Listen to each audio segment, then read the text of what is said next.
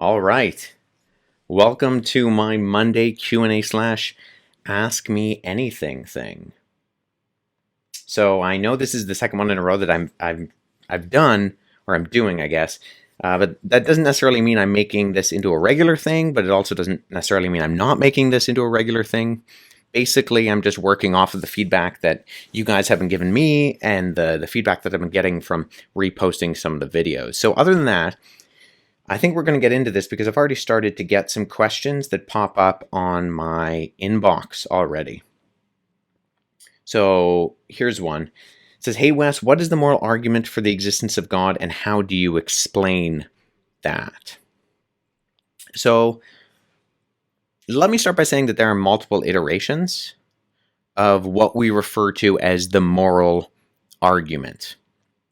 And the one that I think I would subscribe to consists of getting to a necessary rational source. So basically, what I'm going to do is be articulating something that comes from an individual named Linda Zagzowski in a work called Does Ethics Need God? I'm just going to be parroting a lot of that. And basically, the breakdown of it is that if objective moral facts exist, they need to find an origination for their existence. And if they do exist, the question then follows, where do they come from? So let me try to break this down in a way that is hopefully more understandable. And if it's still too convoluted by the time I get to the end of this, feel free to basically ignore this section. Tune out for a little bit until I get to your question. First, morality is a rational enterprise, and it's explored within the confines of rational thought. And what I mean by that is that moral facts can be discovered through basic rationality and reasoning. Now, this goes equally for things like mathematics or philosophical reasoning as well. So, for example, if you see, you know what, don't worry about that. Let me just keep going. So secondly, moral realism is true in that moral facts exist. And third, moral problems and disagreements among humans are too many, depending on where you are and what century it is and where you find yourself, that sort of thing, that people disagree on all sort of ethical conclusions. And those disparities are too much to conclude that morality can be grounded simply in human rationality. So to parse that out a bit, what's meant by that is that humans cannot be the source of moral knowledge because we're not perfect and cannot have perfect knowledge of all the facts in question. In other words, humans are flawed, and therefore grounding moral knowledge in ourselves as the foundation will always lead to issues. I mean, history is full of examples of humans constantly failing to grasp moral facts and incorrectly and inappropriately performing moral duties. I think we can all agree on that. We're also contingent beings, and much like how the laws of logic or mathematics aren't grounded in a human source, the reality of morality, I like that, the reality of morality cannot be grounded in a human source. Now, these are things we discover, not create. So if morality is a rational enterprise and moral realism is true, then it logically follows that moral problems and disagreements among humans are too much for us to assume moral facts and duties are grounded in a human source of rationality.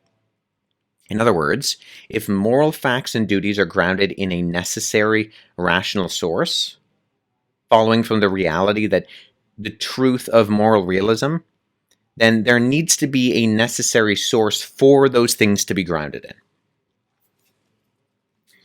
And that logically flows, or follows, I guess. What logically follows that is the source is what we call God. And in order for that source to be rational, it must be sentient in nature. So non-sentient objects cannot be rational. And therefore, the moral law giver is God. So to slow it down and back up, if moral realism is true, morality exists.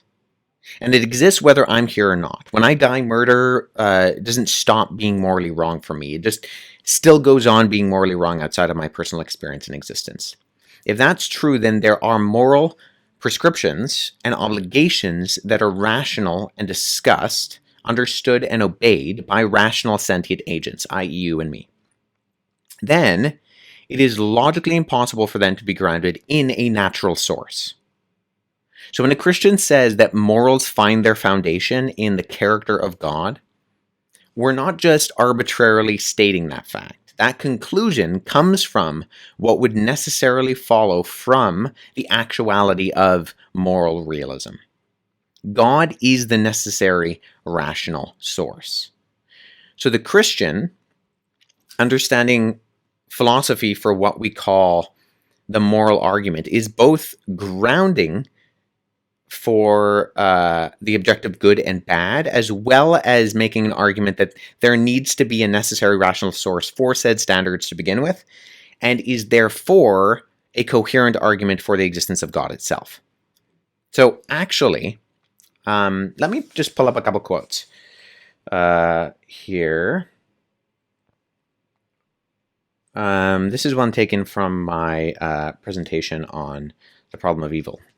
So this one I use, and it's a quote from a guy named Michael Ruse, who's actually a fellow Canadian, but he's currently the professor of philosophy at Florida State University. And in an article that he wrote in 2010, he said this. He said, morality is just a matter of emotions, like liking ice cream and sex and hating toothaches and marking students' papers. But it is and has to be a funny kind of emotion.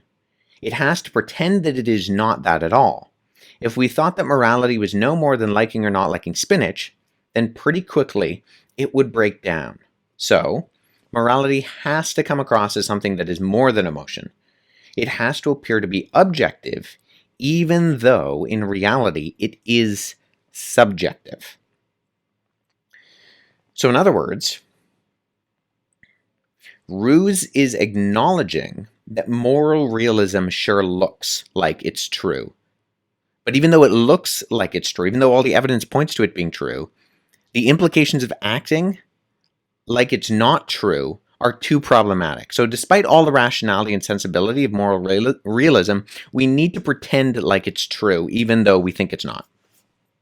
It's kind of like Richard Dawkins.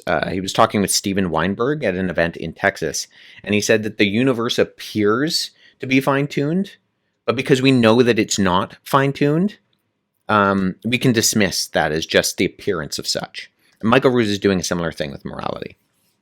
Also, it's probably important for me to point out that what I'm not saying is, because sometimes when we talk about morality only being able to be grounded in God, atheists get mad because they think we're saying that non-theists can't be good people. But that's what we're not saying. So here's what we're not saying. Of course, atheists can do good things and lead good lives. The question is one of foundation and logical grounding. Glenn Scrivener, who works for a ministry organization called Speak Life, he has this great example where he says if someone is asking where they got their morality from, it's like asking where they got their pants from.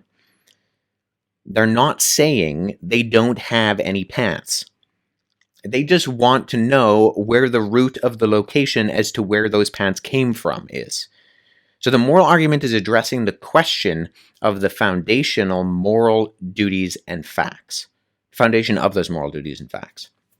In fact, if moral realism is true, then you would expect there to be moral atheists, because moral realities exist outside of ourselves, because they are objective. They exist outside of us. They're not subjective. And even the objection that you can account for moral facts evolutionarily doesn't even remotely answer the grounding question.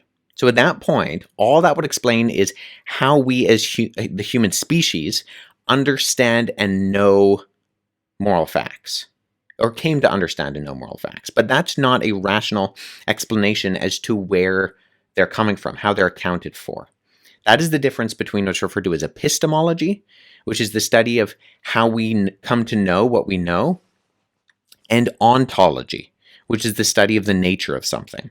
In other words, in an explanation for how we as a species learned moral facts and duties doesn't explain the foundation for them. And I would contend that the only logically consistent ontology of morality is the fact that A, morality is a rational enterprise, B, moral realism is true, C, the moral problems and disagreements among humans are too much for us to assume moral facts and duties are grounded in a human source of rationality, D, moral facts and duties are grounded in a necessary rational source, and E, that source is what we call God.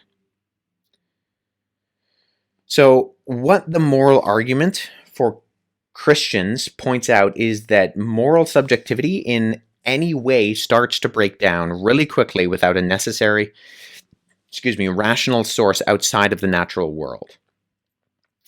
So I know that may have been a little complicated, and I definitely got into the weeds there, but I think it's important that we understand not only that morality is grounded in the essence and character of God, but why that is.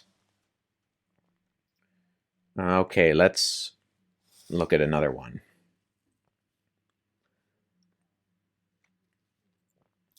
So here's one. Mark and John appear to be giving different times of crucifixion for Jesus. How is that not a contradiction? Right, so this is a really good question. First, I think it's important to define what we mean when we use the word contradiction, because a lot of people, even very smart people, use this word incorrectly. So first, a contradiction is something that implies both the truth and falsity of something. So in other words, it breaks the rule of logic called the law of non-contradiction. So the law of non-contradiction states that A cannot be non-A at the exact same time. So in other words, I can't be a married bachelor. Those two words mean, the meanings of those words are mutually exclusive. So when we're looking at examples in the Bible that are often labeled as contradictions, we need to make sure that they are indeed contradictions and not just differentiations in detail or polarity in particulars.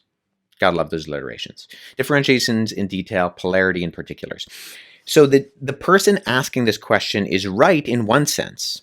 The Synoptic Gospels, that's the word we use to describe Matthew, Mark, Luke, and John, specifically, all agree that on the time when Jesus died. But John is different at least at face value. So according to Mark 15, Jesus died at the 3rd hour, which would be approximately 9 a.m. And then darkness covered the land at the 6th hour, which computes to 12 p.m. And then Jesus died on the 9th hour, or 3 p.m. But John 19:14 says that Jesus was still before Pilate at the 6th hour. So how do we square those facts? So there are two explanations for this. The first is that the Synoptic Gospels are using the Jewish system of timekeeping, where the day starts at 6 a.m., and John is using the Roman system of timekeeping, where the day starts at 12 a.m. And that if you compensate for that, they match up. And I'm sympathetic to this explanation, and I think it accounts for a number of details, although I know some who raise questions as to how it fits in with the chronology of the synoptics as a whole in general. There's a scholar, though, named Craig Blomberg, and in his work, The Historical Reliability of the Gospels, he proposes that this type of critique is actually imposing a modern precise timekeeping assumption onto an ancient culture, and that both Mark and John are estimating and speaking of time in quarters. And that when we take into account the ancient understanding of time, both would be understood in their culture to be claiming a rough estimate of about midday. And I think this is totally reasonable. I mean, we have an incredible ability to measure time, and we have accessibility to those things. Sorry about that. I mean, right now, I have two computers. and then I have an iPhone, and then I have my watch here. But that's a modern luxury. So in ancient cultures, there wasn't necessarily the concerned. They weren't concerned with that kind of timing thing. So a number of scholars have pointed out that the 6th hour, when the Bible describes the 6th hour, you really have about a 3-hour window of that event possibly taking place. And a better description of that time of day is like the equivalent of us saying morning, afternoon, and evening. And this has to be pointed to when we see in the Gospels and Acts how it uses descriptions like the 3rd or the 6th or the 9th hour to describe stuff. And this is what Blomberg, who I mentioned before, says when he points out that Mark's 3rd hour could realistically mean anywhere between 9 a.m. and noon. And John's use of the 6th hour in the mind of the ancient reader could have been understood as something before midday. And I think this also makes sense. I mean, I've used both the disparity between Jewish timekeeping and Roman timekeeping, along with the pointing out that exact times are a modern thing. I've used both of those as explanations in the past, and I think either are entirely plausible and totally reasonable. So here's the wrap up to that particular question. A, this is not a contradiction. Mark is not saying things like the crucifixion took place at 9 a.m. and then John is saying it did not happen at 9 a.m. That would be an outright contradiction. Instead, we need to make sure we're not anachronistically reading our modern understanding of things like time into the ancient document. So when we understand that the Synoptic Gospels and John had a particular audience, Mark, for example, having a Jewish audience, and so he uses Jewish understandings of time, and John having a more Gentile audience, and so therefore uses the more Gentile timekeeping practice. I think that makes sense. Or if we compare it to other classical literature and see that impreciseness of time measurement was the norm, and that what we see could easily be seen as Mark rounding down to the 3rd hour and John rounding up to the 6th hour, then we start to read the Gospels in the way that they were meant to be understood. So the question is about Mark and John appearing to be giving different times. And at face value, it does appear that way. But when we start to dig into the plausible explanations as to why that is, I think not only would they not be contradictions, even if there was this type of disparity, but the differentiation in detail is easily understood when we read an ancient document not through the lens of modern thinking, but through the lens of ancient understanding. Okay, question 3. He said, I've heard your personal testimony in the past, and I know you believe you experienced miraculous healing. How do you understand miracles, and how can anyone believe them in light of how Hume has shown them to be irrational? So I won't go into my personal testimony right now. That's a video for another day, and you can find the description of that story elsewhere. Actually, what I'll do is I'll just drop a video of a short section of that here in the comments. Okay, but let me address this second part that asserts that Hume has shown miracles to be irrational. Now, for those of you who don't know, David Hume was a Scottish philosopher in the Enlightenment period. So we're talking about like the 18th century. And Hume came up with this argument against miracles. And here's my basic beef with Hume. His arguments against the probability of miracles has a fundamental flaw in the fact that I don't think Hume understood probability very well. Basically, Hume believed that there is essentially consistent evidence of completely universal laws in the universe that are never broken. And in order to make that case, he had to ignore the fact that there are claims all the time of miracles taking place. So he essentially was making an assumption about human experience that rendered miracles highly improbable. Now, there were other components to his argument, but that was basically the foundation of it.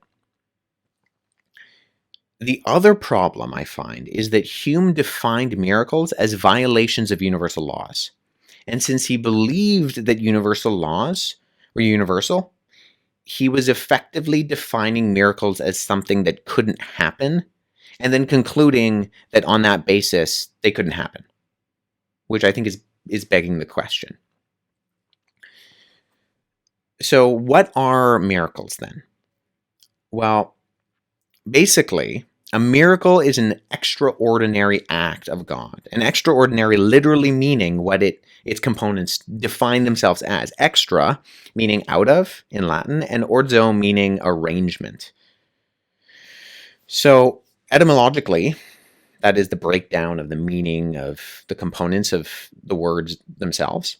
This literally means outside of the normal course of events. That's what we mean when we use the word miracle. And the word that we translate as miracle in the Bible, among others, so the first word that's usually used is dunamis, which means power, might, strength, or mighty works, or semeion, which you can see it almost sounds like the word signs, and that's what it means, signs.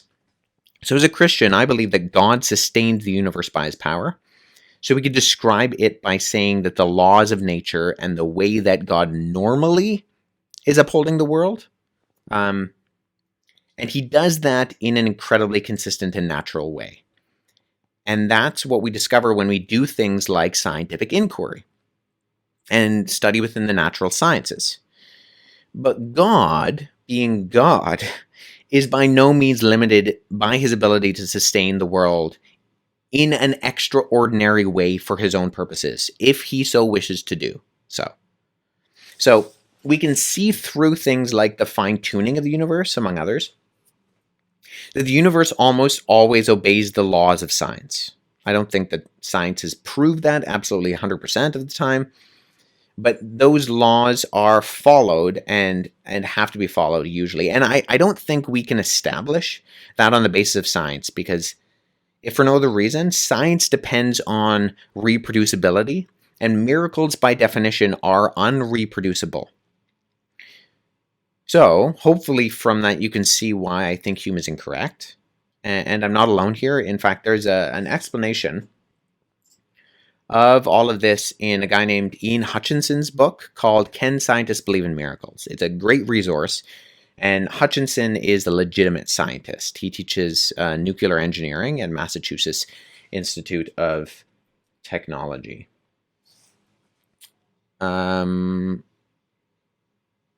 So here's a good one to follow up on the details. Let's do another one. Forget what I just said. Where did the chapter and verses in our Bible come from? That's what someone asks. So the answer to this question is that both chapters and verses are relatively modern. So the original books of the Bible had no chapter and verse divisions. We created those to help us do things like read and reference and memorize the text of the Bible itself. And so chapter divisions, they start to appear in manuscripts between the 10th and the 13th centuries. And in Christian manuscripts, the more established chapter divisions pop up at the beginning of the 13th century in the Latin Vulgate. And then they're transcribed into later translations in the 16th century, around there. Verses, on the other hand, come later. And those find their origin in a guy named Robert Stephanus. And the story goes that he came up with a lot of the verse divisions in a carriage ride from Paris to Lyons to meet his printer deadlines. And the reason some verse divisions don't quite make sense is because the ride was bumpy. I had a professor who actually said that even if that story isn't true, it's a good story, so it's worth telling, even if it doesn't account for all the facts of what was going on. Now, I should also mention that Jewish divisions in the Hebrew Bible differ at various points. I may or may not be right about this, but I'm pretty sure the Psalms in the Hebrew in Hebrew translations, or sorry, in like Jewish translations, are one or two verses off. And in the Middle Ages, you start to see chapter divisions in Hebrew manuscripts accounted for in the Hebrew alphabet. So there's evidence of these. I believe they're called parashot in the Dead Sea Scrolls. So you can go earlier for like other types of verse divisions. So I hope that answers your question. I did see there was a question in the Facebook Live announcement from last week about dating in the Gospels. Let me see if I can trace that down. Excuse me.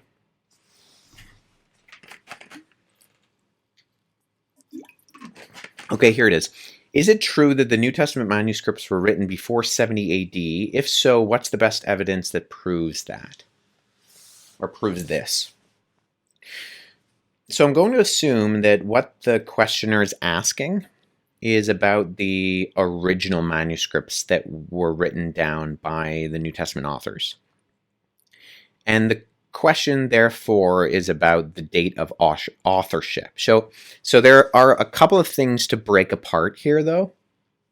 First, so the question mentions 70 AD. And for those who don't know, that's the date when Jerusalem was sacked by the Roman army and when they captured Jerusalem after an uprising from a group of Judean rebels. And in the process of capturing the city of Jerusalem, the temple was destroyed. And the reason we come to the date of 70 AD, among other things, is that the Judeo-Roman historian Josephus, he places the siege of Jerusalem in the second year of the Roman Emperor Vespasian, which corresponds with the year 70 AD. So that's where we get that number from. And some point to the lack of anyone mentioning this whole event taking place in the New Testament as evidence that all the 27 books that we call the New Testament were written before that. I'm not totally convinced by that argument, if I'm honest. And for total transparency, I give some of the books of the New Testament an early pre-70 date, but I don't necessarily think all of them are. And here's the deal. Very few of any ancient writings coming from the ancient world have dates on them. There is a category that papyrologists call documents, meaning things like receipts and deeds and tax returns, official government documents. In other words, non-literary texts. And those often preserve the dates on which they were copied, just as we do that today with official documents. And we do have a few examples to point to as manuscripts that do have dates. In Roman Egypt, for example, it was common to practice putting dates on documents combined with the regional years of emperors, with the traditional system of Egyptian months. So, for example, there's a famous manuscript called PAMH 2.78, which is a petition to a centurion detailing complaints against a character named Hexus Euporus. And in the actual document, it says it was written in the 20th year of Marcus Aurelius, with the Egyptian date of Thoth 30 at the bottom. So right there, you have the regional emperor, Marcus Aurelius, and specifically Marcus Aurelius Commodus Antonius Augustus is the full title, plus the stipulation of being the 30th of the Egyptian month of Thoth, which in terms of the Gregorian calendar that we use today, would compute out to September 26th of the year 184 AD. So we can often know the dates of documents like these down to the very day that they were copied. But when we're talking about Christian literature, like Christian manuscripts, they have no inclusion of such specific dates of composition. And it's only around the 9th century where we start to see some copies of Greek biblical manuscripts, including dates in the form of what are called colophons, which are short notes to the reader from the scribe who copied the manuscript. But the original documents themselves, what are sometimes called the autographs, have no formal date on them. So let me zero down on this question by just outlining why I do think a particular group of New Testament documents are relatively early, because I think there are some pretty reasonable evidences for the synoptic gospels, that being Matthew, Mark, Luke. Yeah, Matthew, Mark, and Luke having a pre-70 early date. So I actually think we can work backwards from this argument and start with the book of Acts. And the argument basically goes like this. The Gospel of Luke and the book of Acts have the same author. Acts, as we can read in its preface, precedes the Gospel. So it's part 1 and part 2. And a big part of the narrative of Acts is the relationship of Peter and Paul as apostle brothers in Christ. Now, Luke mentions a number of individuals' deaths in Acts, but he doesn't say anything about Peter or Paul's death. And we know from extra biblical writings that are relatively reliable and can be corroborated, that Paul was martyred in the city of Rome, somewhere between 64 and 67 AD. And Peter's death is recorded as sometime just prior or around the time of the Great Fire of Rome in 64 AD. So both Peter and Paul are martyred in the same city around the same time. And I think given the concentration of these two individuals, by Luke within Acts, it doesn't make sense for him to have been writing after the events took place, and he just doesn't mention them. So, for that reason, I think it makes sense that given these facts, Acts had to have been written at least as early as 63 or 64. And if Luke precedes Acts, because Acts is the follow-up volume to Luke's Gospel, then we obviously have to date Luke before 63 or 64. In fact, some have pointed out that when Paul uses the description of the Lord's Supper in 1 Corinthians 11, he appears to be quoting the words of Jesus. And those specific words of Jesus said in that specific way correspond with Luke's recounting of the Lord's Supper event. And in 1 Corinthians, even by some of the latest dating, it has been placed between 53 and 57 AD. So I think if Paul is quoting Luke's gospel, then Luke could be as early as 53. Now, Luke is generally considered to be after Matthew and Mark. He's at minimum after Mark, and there's debate about whether Luke knew Matthew's gospel or not. But that aside, the general consensus is that Luke comes after Matthew and Mark. And so therefore, I don't think it's crazy to put Matthew in the late 40s and Mark in the late 30s. Now, why do I put Mark so early? Well, if you saw my answer to the question of the longer ending of Mark from my last Facebook Live, I mentioned the theory that Mark's gospel could have been a prequel to the creed Paul quotes in 1 Corinthians 15, that he was passing on of first importance. Those are the words he uses. Now, regarding the creed in 1 Corinthians 15, there's a German scholar named Ulrich Wickens who has stated that the material found in this creedal statement in 1 Corinthians 15 goes back to the earliest phase of primitive Christianity. And if UK scholar Gerald O'Collins is right, which I think he is, he says that this creed should be placed in the mid-30s. At the latest, scholars place it at 40 AD. So if Gerald O'Collins is correct, and the creed is mid-30s, and Mark is writing a prequel to the creed, then it isn't crazy to hypothesize it being written in the late 30s. That's how I get that. So minimally, that places all three synoptic gospels well within the boundaries of between 35 and 64 AD. That's how I would reason that out. Now, that being said, I think John was written in the 90s.